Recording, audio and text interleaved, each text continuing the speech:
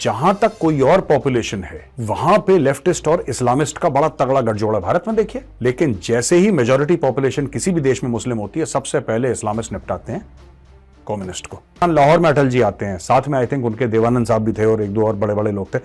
काफिला होगा पूरा, आई एम श्योर। प्रधानमंत्री चलता है भारत का तो अकेला तो चलेगा नहीं। आपने उनकी पीठ पे खंजर उतारा। आपकी हिम्मत कैसे होती है नवाज शरीफ कि आप अटल जी का नाम लें अपनी जबान से? तो ऐसा किस तरीके से हो सकता है कि 500 मिलियन डॉलर के लिए 500 मिलियन डॉलर के लिए, 1 अरब डॉलर के लिए इनके प्रधानमंत्री और इनके आर्मी चीफ दूसरे देशों के प्रधानमंत्रियों के पैर पकड़ते हैं?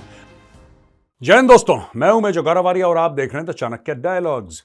इस वीडियो को लाइक करिए, हमारे चैनल को सब्सक्राइब करिए, बेल आइकन दबाना बिल्कुल मत भूलिएगा। और इसके पहले कि मैं आपको वीडियो की ओर ले जाऊं दोस्तों, मैं आपसे एक छोटी सी रिक्वेस्ट करना चाहता हूं। हमारी एक वेबसाइट है www.chanakyaforum.com और ये जो वेबसाइट है chanakyaforum.com, इसमें आपको आर्टिकल्स मिलेंगे, इसमें आपको ब्रेकिंग न्यूज मिलेगी, लेकिन जियोपॉलिटिक्स, फॉरेन अफेयर्स और नेशनल सिक्योरिटी के बारे में बड़े बड़े जो एक्सपीरियंस्ड लोग हैं, जो विद्वान लोग हैं, जो ज्ञानी लोग हैं, जो जनरल्स हैं आर्मी के, एडमिरल्स हैं नेवी के, जो एयरफोर्स के एयर मार्शल्स हैं, या फिर और भी सीनियर लोग एकेडमिया के या फिर थिंक टैंक्स के लोग, वो हमारे लिए आर्टिकल्स लिखते हैं। और ये आर्टिकल्स खासतौर से उन लोगों के लिए बड़े इंटरेस्टिंग होंगे जो लोग यूपीएससी की तैयारी कर रहे हैं, ऐसे कुछ कॉम्पिटिटिव एग्जाम्स की तैयारी कर रहे हैं। फिर अगर आपको सिर्फ जियोपॉलिटिक्स पसंद है या नेशनल सिक्योरिटी पसंद है, उसके बारे में पढ़ना पसंद है, तो ये वेबसाइट आपके लिए। हमारे मोबाइल फोन ऐप्स भी हैं, आप iOS पे जा सकते हैं, एंड्रॉयड पे जा सकते हैं, और हमारे ऐप को आप डाउनलोड करिए, बेहतरीन आर्टिकल्स फ्री ऑफ कॉस्ट पढ़िए। अच्छा, अब दोस्तों 3 स्टोरीज हैं मेरे पास, बस आज 3, और उन 3 स्टोरीज के चलते मैं आपको पूरा एक ये बताऊंगा कि क्या चल रहा है इस दुनिया में, खासतौर से पाकिस्तान में क्या चल रहा है, पाकिस्तान का दोगलापन, और कुछ लोगों का जो फिलिस्तीन के समर्थक अपने आप को बताते हैं उनका क्या दोगलापन है। ये जो वामपंथियों का और रेडिकल इस्लामिस्ट का जो गठजोड़ है ना, ये बहुत खतरनाक है दोस्तों। दोनों ही बहुत ज्यादा बदमाश हैं, लेकिन एक आपने बात नोट करी है दोस्तों, रेडिकल इस्लामिस्ट और वामपंथियों का जो गठजोड़ है ना, वो बहुत खतरनाक है। इतना खतरनाक है कि देश को नुकसान पहुंचाने तक वो खतरनाक है। लेकिन एक बात आपने नोट करी है दोस्तों, ये गठजोड़ कभी किसी इस्लामिक मुल्क में नहीं होता। आपने कभी देखा है किसी लेफ्टिस्ट को किसी इस्लामिक मुल्क में? आपने कभी देखा है? सोचिएगा। लेफ्टिस्ट को तो वैसे ही काफिर मानते हैं, क्योंकि लेफ्टिस्ट तो भगवान को मानते ही नहीं, अल्लाह को मानते ही नहीं, राइट? तो जहां तक कोई और पॉपुलेशन है वहां पे लेफ्टिस्ट और इस्लामिस्ट का बड़ा तगड़ा गठजोड़ है भारत में। देखिए, टेलीविजन चैनल्स पे देखिए, आपको बहुत तगड़ा गठजोड़ दिखेगा इस्लामिस्ट का और लेफ्ट का। लेकिन जैसे ही मेजॉरिटी पॉपुलेशन किसी भी देश में मुस्लिम होती है, सबसे पहले इस्लामिस्ट निपटाते हैं कम्युनिस्ट को। ठीक है दोस्तों, एनीवे, इसके ऊपर भी पूरी चर्चा होगी और मैं आपको बताऊंगा किस तरीके से क्या क्या चीजें हो रही हैं और ये दोनों कैसे मिलकर दुनिया भर में गंद मचा रहे हैं। सबसे पहले आते हैं mending relation with upset neighbours crucial for Pakistan, says Nawaz. Nawaz कहता है कि जो आपके नेबर हैं, जो आपके पड़ोसी हैं, आप उसके साथ आपको अपने रिलेशनशिप ठीक करने होंगे। ये कंट्री के पार्लियामेंट्री बोर्ड मीटिंग लाहौर में, ये पाकिस्तान मुस्लिम लीग नून के ये हेड हैं, तो उन्होंने बोला कि how can you achieve a global status when your neighbours are upset with you और you are with them? We have to fix our affairs with India and Afghanistan as well and strengthen them further with Iran and China. अच्छा, ये basically Bharat को नसीहत दे रहा है। ये जो corrupt, मोटा करप्ट आदमी है ये नवाज शरीफ, ये भारत को नसीहत दे रहा है उल्टी। ये कह रहा है कि भाई आप ग्लोबल पावर कैसे अचीव कर सकते हैं जब आपकी नेबर्स के साथ नहीं बनती? हमारी सब नेबर्स के साथ बनती है, तुम्हें छोड़ के। हमारी किसके साथ नहीं बनती? श्रीलंका को हमने पैसे दे रखे हैं, ठीक है, नेपाल में हमारी इन्वेस्टमेंट है, बांग्लादेश में हमारी इन्वेस्टमेंट है, चाइना के साथ $125 अरब की ट्रेड है, ईरान में, जो कि हमारा नेबर नहीं है बाय द वे, हमारा नेबर नहीं है, अफगानिस्तान भी हमारा नेबर नहीं है, पर दोनों जगह हमारी अरबों डॉलर की इन्वेस्टमेंट है, ठीक है। और चाइना, मैं दोबारा मेंशन करता हूं ये बात, क्योंकि चाइना आप कहते हो ना शहद से मीठी और फलाना फलाना जो भी झूठ बोलते हो पाकिस्तानियों से, क्योंकि यहीं जाहिल आपकी जो पूरी आपकी कॉन्स्टिट्यूंसी वो जाहिल है, जो आपको वोट देती है उनको खुद ही नहीं पता, तो वो भी खुश हो जाते हैं कि चाइनीज हमारे भाई हैं। कितनी ट्रेड करते हो चाइना के साथ? कितनी ट्रेड करते हो बताओ? कुछ तो बताओगे कि साहब इतना इतना हमारा लेन देन है चाइना के साथ। हमारा $125 अरब का लेन देन है, आपका? पाकिस्तानियों कमेंट में लिखो, तब पता लगेगा तुम्हारा कितना लेन देन है चाइनीज के साथ। बहरहाल फिर उन्होंने बोला कि नहीं, हम लोग भी नहीं तरक्की कर सकते, तुम लोग तो वैसे भी तरक्की नहीं कर सकते।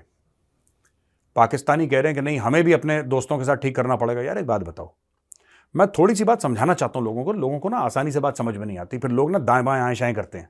देखो, पाकिस्तान की चीन के साथ रिलेशनशिप खराब क्यों है? क्योंकि इन्होंने चीन का पैसा खा लिया।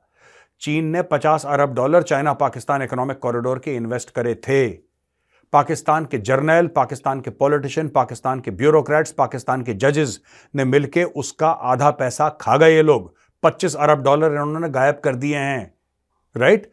अब आप पूछेंगे मेजर साहब ऐसा कैसे कर सकते हैं? तो मेजर साहब को नहीं पता कैसे कर सकते हैं, ये तो चोरी बताएगा उसने चोरी कैसे करी है। लेकिन मेरा यह सवाल यह है कि भाई साहब, जब पाकिस्तान जैसे मुल्क में 50 अरब डॉलर की इन्वेस्टमेंट होती है तो ऐसा किस तरीके से हो सकता है कि 500 मिलियन डॉलर के लिए, 500 मिलियन डॉलर के लिए, 1 अरब डॉलर के लिए इनके प्रधानमंत्री और इनके आर्मी चीफ दूसरे देशों के प्रधानमंत्रियों के पैर पकड़ते हैं, आईएमएफ के चीफ के पैर पकड़ते हैं, वर्ल्ड बैंक के चीफ के पैर पकड़ते हैं? ऐसा क्यों है यार? 50 अरब डॉलर की इन्वेस्टमेंट कम होती है?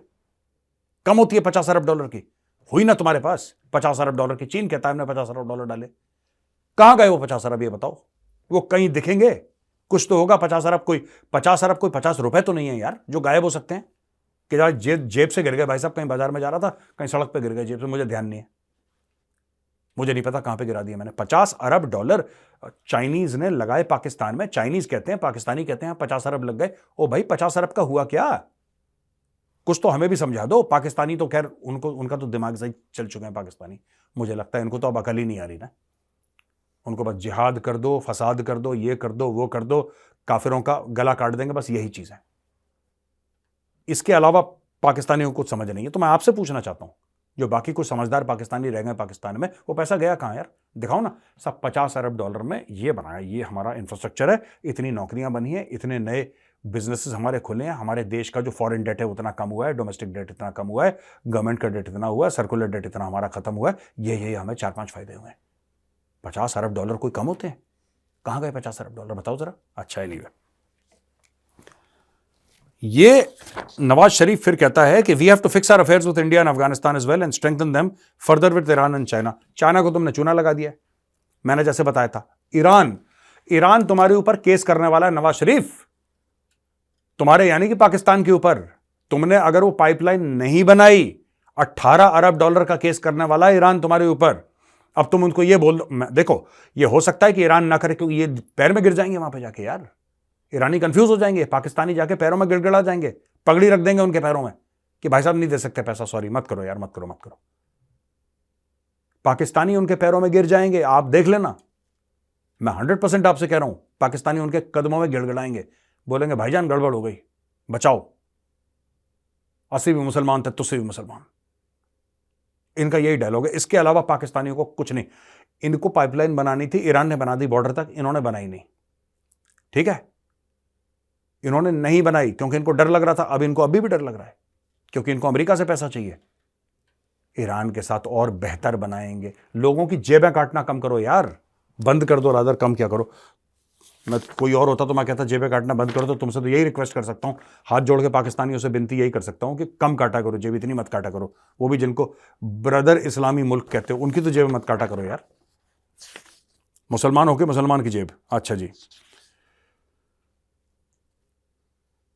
ये कह रहा है कि पार्टी के 2 टेन्योर थे, 2 Indian prime minister, Atal Bihari Vajpayee 99 में और नरेंद्र मोदी 2015 में पाकिस्तान आए थे। कोई उनके पहले आया था? कह रहा नहीं आया। फिर ये बोला कि पीटीआई की गवर्नमेंट ने China Pakistan economic corridor sabotage करा,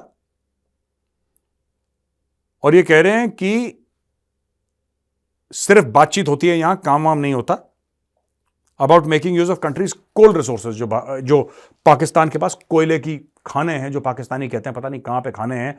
और ये जब ये प्रधानमंत्री था, इसने क्यों नहीं वो खानों से कोयला निकलवाया और ये अमीर तरीन देश बन गया। मुझे नहीं पता कौन सी खाने हैं इनके पास, होंगी कुछ पाकिस्तानियों के पास। या हर पाकिस्तानी से मिलो तो कहता है कि हमारे पास ये खाने हैं, वो खाने हैं, वो खाने हैं, ये खाने हैं, कोयले की खान, इसकी खान, उसकी पता नहीं किसकी खान है इनके पास। Anyway, forget it.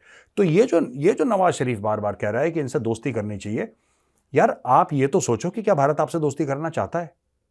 आपने अटल बिहारी वाजपेयी, आपने अटल जी का नाम लिया, ठीक है, आपने अटल जी को धोखा दे दिया। आप प्रधानमंत्री थे, अटल जी आए, अच्छे दिल से आए, साफ दिल से आए, मीनार पाकिस्तान, ठीक है। मीनार पाकिस्तान लाहौर में अटल जी आते हैं, साथ में आई थिंक उनके देवानंद साहब भी थे और एक दो और बड़े बड़े लोग थे, काफिला होगा पूरा, आई एम श्योर। प्रधानमंत्री चलता है भारत का तो अकेला तो चलेगा नहीं। आपने उनकी पीठ पे खंजर उतारा। आपकी हिम्मत कैसे होती है नवाज शरीफ कि आप अटल जी का नाम लें अपनी जबान से? आपकी हिम्मत कैसे हुई इस वक्त? आपने अटल बिहारी वाजपेयी जी का नाम अपनी गंदी जबान से लिया, आपने उस आदमी के पीठ पे खंजर उतारा। वो बंदा आरएसएस का, राइट, भारत का प्रधानमंत्री, आरएसएस के बैकग्राउंड का, उसने सबको बोला नहीं यार लड़ाई वड़ाई बहुत हो गई, पाकिस्तान के साथ दोस्ती होनी चाहिए। अपनी जितनी भी पॉलिटिकल कैपिटल थी दांव पे लगा के अटल बिहारी वाजपेयी जी मीनार पाकिस्तान आते हैं, क्योंकि पाकिस्तानियों की बड़ी शिकायत थी कि आपने हमें कभी तस्लीम नहीं करा, आपने कभी तस्लीम नहीं करा। उन्होंने बोला ठीक है, फिर मैं इस्लामाबाद नहीं आऊंगा, मैं मीनार पाकिस्तान जाऊंगा डायरेक्टली लाहौर। वो आए मीनार पाकिस्तान, जब वो गए तो जमातुल इस्लामी वालों ने पूरा गुलाब जल से पूरा मीनार पाकिस्तान धोया कि एक काफिर आया था, गंदा हो गया ये, राइट। जमात इस्लामी वालों ने धोया था पूरा मीनार पाकिस्तान। दूसरी चीज मैं ये पूछना चाहता हूं यार, ये नवाज शरीफ ये किस मुंह से बोलते हैं कि मोदी जी आए थे 2015 में? मोदी जी ने भरोसा करा आप पे, अपनी इनॉग्रेशन पे आपको बुलाया था 2014 में। 2015 में आपके घर में किसी लड़की की शादी थी तो बोला कि ठीक है बिटिया का ब्याह है, कोई बात नहीं मैं आऊंगा। मोदी जी आए, आपने मोदी जी को क्या सिला दिया? क्या सिला दिया आपने मोदी जी को? आपने पुलवामा करवा दिया, ठीक है, आपने उड़ी करवा दिया, आपने ये सब एक्शन करवा दिए, ठीक है। आपने मेरी मुराद पाकिस्तान में, आपने ये सारे एक्शन करवा दिए। उसके बाद पूरे रिश्ते खराब हुए। मोदी जी किससे थे? स्वयंसेवक संघ से, राष्ट्रीय स्वयंसेवक संघ, आरएसएस। तो जिन दो लीडर्स का आपने नाम लिया दोनों आरएसएस के हैं, और दोनों ने बोला था कि पाकिस्तान के साथ रिश्ते अच्छे होने चाहिए। लेकिन उनको क्या पता था कि सांप को जितना दूध पिलाओ सांप डसेगा, उसकी फितरत में है डसना यार, सांप डसेगा। सांप गिलहरी थोड़ना है, सांप खरगोश थोड़ना है, सांप तो फिर सांप है। और अब मोदी जी को पता लग गया, आप दोस्ती वोस्ती भूल जाओ भारत के साथ, आप पिटोगे बेटा, पिटोगे। कुछ करने की कोशिश करी तो पहले बेइज्जती होगी फिर मार पड़ेगी, और पूरी 25 करोड़ की बेइज्जती होगी और 25 करोड़ को मार पड़ेगी। देख लेना, बहुत तुमसे दोस्ती यारी सब कुछ करके निभा के देख लिया, हमें पता लगा कि कुत्ते की पूंछ 12 साल नली में रही थी और टेढ़ी की टेढ़ी निकली बाहर, और ये इंडिया कन्विंस हो गया है। और इन लोगों ने दोस्ती करने की कोशिश करी। मैंने फिर बोला, जिस आरएसएस को तुम लोग गाली देते हो, राष्ट्रीय स्वयंसेवक संघ को, कि बुरी ऑर्गेनाइजेशन है, फिर कहते हो कि जो बीजेपी है वो बुरी पार्टी है, पाकिस्तान के खिलाफ है, ये दोनों बीजेपी के भी थे प्रधानमंत्री और आरएसएस के भी थे, राइट। और उन्होंने पूरी कोशिश करी, कोई और प्रधानमंत्री भारत का जाता पाकिस्तान उससे नहीं पूछा जाता, लेकिन आरएसएस का जो है बंदा, जो बीजेपी का है, वो जब पाकिस्तान जाता तो अपनी पूरी पॉलिटिकल कैपिटल दांव पर लगा कर जाता है वो, क्योंकि उसके लोग उससे पूछते हैं कि यार जिंदगी भर हमने ये बोला कि पाकिस्तान दुश्मन है और यहां पे तुम दोस्ती की बात कर रहे हो। वो पूरा विश्वास के साथ कि नहीं मुझे पाकिस्तान के साथ दोस्ती करनी है, मुझे रिश्ते अच्छे करने हैं, पड़ोसी मुल्क है। तुमने अटल जी को भी धोखा दिया, तुमने मोदी जी को भी धोखा दिया, अब तुम्हें मार पड़ने का टाइम है। तो ये सब लेक्चर वेक्चर देना बंद करो। और जहां तक पठानों की बात है, पठान तुम्हें ना घसीटेंगे ज्यादा, मारेंगे कम, देख लेना। जो तुम कह रहे हो अफगानिस्तान से दोस्ती होनी चाहिए, तुमने उनको भी धोखा दिया है। कोई ऐसा बचा नहीं है जिसको पाकिस्तान ने धोखा नहीं दिया। अच्छा, दूसरी चीज है, पाकिस्तान से खबर आई है दोस्तों की, पंजाब का जो मिनिस्टर है एक, इसका नाम है इब्राहिम हसन मुराद, पंजाब का मवेशियों का भी मंत्री है पाकिस्तान में, लाइफ स्टॉक मिनिस्टर। वो कहता है कि food inspector should be trained on how to crack down on haram products in the market and increase use of halal ones. ये चाहता है, ये जो बेवकूफ आदमी है पंजाब का livestock minister Ibrahim Hasan Murad, ये कहता है कि हराम प्रोडक्ट्स भी वहां पे हलाल नहीं है। क्यों भाई, तुम्हें क्या मतलब है? तुम पूछो उससे, जिसको हलाल खाना है वो हलाल खाए, जिसको हराम खाना है हराम खाए। ये झटका वटका जो भी तुम्हारे वर्ड्स हैं वो खाए। तुम्हें क्या दिक्कत है? तुम्हें दिक्कत क्या है? मैं बताता हूं तुम्हें क्या दिक्कत है। तुम्हारी चलनी चाहिए, तुम्हारी ये सबसे बड़ी प्रॉब्लम है। कोई और सांस ना ले तुमसे बिना पूछे, ये तुम्हारी प्रॉब्लम है, ठीक है। इंडिया में आए थे, तुम्हें बीफ नहीं मिल रही थी, तो तुमने बोला कि जी हम तो मैच इसलिए हार गए क्योंकि हम प्रोटीन नहीं खा पाए, हमें बीफ नहीं मिली। बहुत तुम्हारे लोगों ने नाटक करा, पाकिस्तान में बड़ा नाटक हुआ, बीफ नहीं मिली, बीफ नहीं मिली, बीफ नहीं मिली। अब एक बात बताओ, हमारी मान्यता यह है कि बीफ नहीं खाई जाएगी, ये हमारी मान्यता है, ठीक है, नहीं मिली। अगर तुम क्रिटिसाइज कर सकते हो भारत को कि भारत में बीफ नहीं मिलती, इसका मतलब तुम तो बहुत लिबरल हो यार, बहुत दरिया दिल हो। तो फिर तुम पाकिस्तान में क्यों क्रिटिसाइज कर रहे हो यार जो हलाल नहीं है? जिसको नॉन हलाल खाना है उसको खाने दो, तुम हलाल खाओ, तुम्हें किसने मना करा है? लेकिन नहीं, ये मैं बताता हूं पाकिस्तानियों में खास आदत है। मैं आप किसी भी पढ़े लिखे से पढ़े लिखा पाकिस्तानियों को पकड़ना दोस्तों और उससे पूछना, उसको भारत की सेक्युलरिज्म की बड़ी फिक्र है। हर एक पाकिस्तानी को कि भारत अब वो सेक्युलर मुल्क नहीं रहा। खुद का नहीं देखते, खुद के गिरेबान में झांक के नहीं देखते कि इस्लामिक रिपब्लिक ऑफ पाकिस्तान बना दिया, मौलवियों को, मुल्लाओं को, मौलानाओं का राज करवा दिया वहां पे, ठीक है, फौजी जर्नलों का राज करवा दिया। दूसरा देश, ये खास एक मैं बता रहा हूं, कोई ऐसी मुस्लिम कंट्री आप बता दीजिए दुनिया में, राइट, जो कि डेमोक्रेसी हो, बहुत कम आपको मिलेंगे, बहुत कम डेमोक्रेसी मिलेंगी। पाकिस्तान अपने आप को डेमोक्रेसी कहता है, झूठ बोलते हैं पाकिस्तानी। 4-4 बार मिलिट्री रूल हो रखे हैं, बांग्लादेश में भी मिलिट्री रूल हो रखे हैं, तुर्की में भी हो रखे हैं। कैसी डेमोक्रेसी है जहां पे मिलिट्री टेक ओवर कर जाती है? डेमोक्रेसी का सिर्फ यह मतलब नहीं है कि इलेक्शन आप करवाते हो नहीं करवाते। प्योर डेमोक्रेसी आपको 57 इस्लामिक मुल्कों में हार्डली मिलेगी, कहीं पे हार्डली आपको कहीं डेमोक्रेसी मिलेगी। मैंने तो, मुझे तो नहीं पता एक का, अगर आपको पता है तो कमेंट्स में लिखिए कि साहब वो है जहां पे प्योर डेमोक्रेसी है। एक का बता दो। इसका मतलब क्या है? इसका मतलब क्या है कि 57 की 57 जो है उसमें प्योर डेमोक्रेसी नहीं है। इसका मतलब क्या है? इसका एनालिसिस क्या है? 1 नहीं, 2 नहीं, 5 नहीं, 10 नहीं, 20 नहीं, 25 नहीं, 57, 57। इसका मतलब क्या है? इसका मतलब सिर्फ यह है कि दूसरों के मुल्कों में सेक्युलरिज्म चाहिए, दूसरों के मुल्कों में यह चाहिए कि सारे धर्म एक जैसे, लेकिन खुद के मुल्क में नहीं, खुद के मुल्क में नहीं। यही पाकिस्तानी इंडिया को भी कहते हैं, यार इंडिया वो सेक्युलर वाला इंडिया नहीं रहा यार, जब कांग्रेस के टाइम का इंडिया था ना, वो सेक्युलर इंडिया नहीं रहा। क्यों? तुम्हें क्या लेना देना यार कि सेक्युलर रहा नहीं रहा? सेक्युलरिज्म तुम्हारे कॉन्स्टिट्यूशन में लिखी है, तो जाहिर सी बात है मुल्क सेक्युलर होगा क्योंकि कॉन्स्टिट्यूशन में लिखा है वो। और तुम्हारे जैसा कॉन्स्टिट्यूशन नहीं है फटीचर जैसे पाकिस्तान का है। हमारे कॉन्स्टिट्यूशन को किसी फौजी जनरल ने आज तक ये नहीं करा कि कॉन्स्टिट्यूशन को डस्टबिन में डालो। हो ही नहीं सकता, हो ही नहीं सकता भारत में। तुम्हारे यहाँ तो 4 बार डस्टबिन में जा चुका है वो, और तुम्हारे यहां फौजी जनरल क्या, तुम्हारे जो सिविलियन है वो डाल देते हैं डस्टबिन में। तुम हमें किस चीज की स्टोरी सुना रहे हो यार? हलाल होना चाहिए यार। इनको ये कि हमारा सब ठीक ठाक हो जाए हमारी तरफ से, और दूसरा भी हमारी तरफ से हो जाए बिल्कुल ठीक ठाक, जो हमें लगता है। इंडिया में इनको बीफ खानी है, भारत में आके इनको बीफ खानी है, वरना कमजोरी आ जाती है इनको। ठीक है जी। अब ऑस्ट्रेलिया गए हैं, ऑस्ट्रेलिया में तो बीफ मिलती है। अब तुम देखना कितने तुम कमाल करते हो ऑस्ट्रेलिया में, अभी ये भी देख लेते हैं। पता नहीं यार, हम पता नहीं क्या, हमारी भी किस्मत थोड़ी सी खराब है यार भारतवासियों की ना, कि हमारे ये ऊपर वाले पाकिस्तान और चाइना, हमें 2 ऐसे नेबर मिले हैं चोरो चक्के टाइप के, बिल्कुल चोरो चक्के, बिल्कुल बुरा लगता है कभी कभी। अच्छा, हार्वर्ड की खबर है भाई कि हार्वर्ड में प्रेसिडेंट है क्लॉडीन गे, इन्होंने पब्लिकली अपोलोजाइज करा है for a response during a congressional hearing on antisemitism. अच्छा, बात यह है कि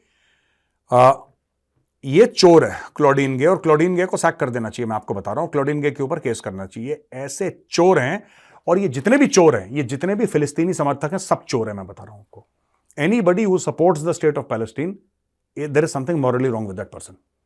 ये क्लॉडीन गे क्या कहती है? ठीक है, ये हार्डलाइनर लेफ्ट लिबरल टाइप की है, ठीक है। इसको यह पूछा गया कांग्रेशनल हियरिंग में कि बहन एक बात बताना, जो आप नरसंहार की बातें करते हो यहूदियों की, ठीक है, जो आप बात करते हो जेनोसाइड ऑफ ज्यूज, क्या इसको बुलिंग माना जाएगा? क्या ये बुलिंग है? तो ये क्या कहती है? No, it depends on the context. इसमें कॉन्टेक्स्ट क्या है? What is the context in this? Please tell me, I would like to be educated. What is the context? इनको मार मार के सुअर बनाना चाहिए लोग, ऐसे ये इंसान वाले लोग हैं ही नहीं ये, ठीक है। ये बहुत ज्यादा, ये लेफ्ट वाले जो है ना, बहुत ही गिरे हुए हैं ये। मैं बता रहा हूं, सबसे खतरनाक यही है लेफ्ट वाले। अब ये गई वहां पे, ये खड़ी हो गई सबके सामने, और इससे बार बार पूछा कि आप ये बताओ कि जो आप यहूदियों के नरसंहार की बात कर रहे हो, क्या आप इसको बुलिंग मानते हो? कह रहे नहीं, it depends on the context. यार ऐसे नहीं मान सकते। और बार बार इसने बोला depending on the context, it depends on the context, depend on the context. आप सोचो, मैं आपको और पढ़ के बताता हूं इसमें हुआ क्या है। On Tuesday, Claudine Gay along with President Liz Magill from UPenn and Sally Kornberth from MIT faced criticism for their responses during a 5-hour congressional hearing. Republican Congresswoman Elise Stefanik ने पूछा मिस गे से कि Harvard का stance क्या है जो genocide of Jews के बारे में लोग बात कर रहे हैं कि ज्यूज के नरसंहार, यहूदियों के नरसंहार के बारे में बात कर रहे हैं, और क्या यह यूनिवर्सिटी के रूल जो है बुलिंग और हैरेसमेंट, कि लोगों को परेशान करना, लोगों को बुलिंग करना, उसके खिलाफ जो रूल है, क्या इस रूल में आता है अगर आप किसी के मुंह पे बोलें कि तुम्हारी पूरी नस्ल खुशी कर देनी चाहिए, तुम कौन हो, यहूदी हो, सारे के सारे दुनिया के यहूदियों को मार के, ऐसी जो बात है, क्या यह हैरेसमेंट है? क्या यह किसी को परेशान करना है? क्या इससे आपको लगता है कि यह परेशान करने वाली बात है, या इस किसी को दबाव डालने वाली बात है, या बुली करने वाली बात है? ये कहते नहीं, ऐसा तो नहीं यार, डिपेंडिंग ऑन द कॉन्टेक्स्ट, ये ऐसी ऐसी बातें कर रहे हैं, ऐसी ऐसी बातें कर रहे हैं। फिर बोला कि Stefanik urged gave for a clear yes and no answer, but she emphasized that anti-Semitic speech crossing into behavior constitute bullying, harassment or intimidation is considered actionable conduct and how it takes. ये देखो, फिर उसके बाद इसने फिर जाके गे ने बाद में जवाब दिया कि कुछ लोगों ने बोला था कि फ्रीडम ऑफ एक्सप्रेशन जो है वो it is freedom of expression is also the freedom to call for violence against Jewish students. ये बेसिकली क्या है, देखो मैं आपको बताता हूं। ये जो वामपंथी है ना, ये कभी खुश नहीं है। इसलिए कभी भी देखना, पूरी दुनिया में कोई भी ऐसा देश नहीं है जहां पे वामपंथ चल रहा है, जहां पे वामपंथी पावर में है। और जो 2-3 जगह हैं जहां पे वामपंथी सो कॉल्ड हैं पावर में, उन देशों के भी नाम बता दूं। नॉर्थ कोरिया, उसका वामपंथ से कोई लेना देना नहीं है, वो पारिवारिक मॉड्यूल है। पहले दादा था, फिर बेटा था, फिर अब वो किम जोंग उन हो गया, मोटा जंगली सुअर, ठीक है, वो है। दूसरा क्यूबा है, क्यूबा में भी फिडेल कैस्ट्रो का भाई, वो अब वहां पे हेड ऑफ स्टेट है। तो ये तो है, कहीं पर भी कम्युनिज्म हर जगह फेल हो गई।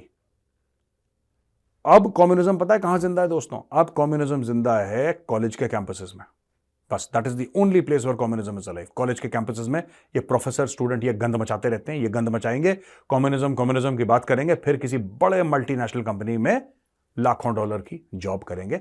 ये इनकी मुनाफकत है। तो दोस्तों, कैसा लगा आज का वीडियो? आपको अगर पसंद आए तो उस वीडियो को लाइक करिए, हमारे चैनल को सब्सक्राइब करिए, बेल आइकन दबाना बिल्कुल मत भूलिएगा। जय हिंद, वंदे मातरम, भारत माता की जय।